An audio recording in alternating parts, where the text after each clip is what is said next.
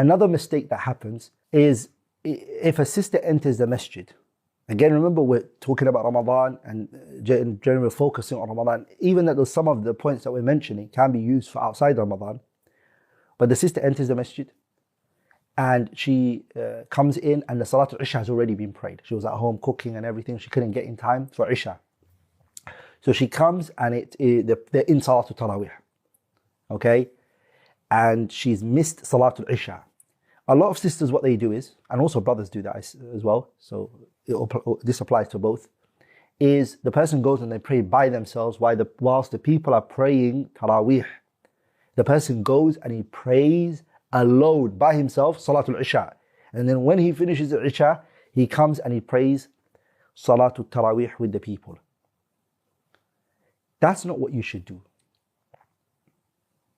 What you should do is, you stand up and you pray Salatul Tarawih. وَتُصَلِّ الْعِشَاء. You're praying Salatul Tarawih and you're praying Salatul Isha. Tarawih and Isha.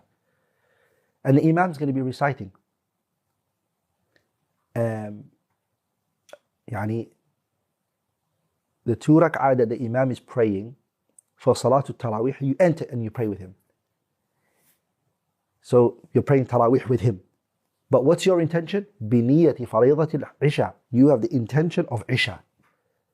That's mashru', that's permissible. And there's no, because this is where the problem comes from.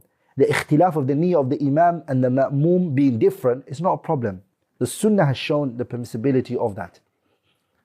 And when the Imam, after the 2 rak'ah, says the salams, okay, you stand up and you pray a 2 that's missing from you. So don't miss out in praying jama'ah. You got jama'ah to be praying with now. Okay? So when they're praying Tarawih, you can pray with them your Salatul Isha. Don't miss out that opportunity.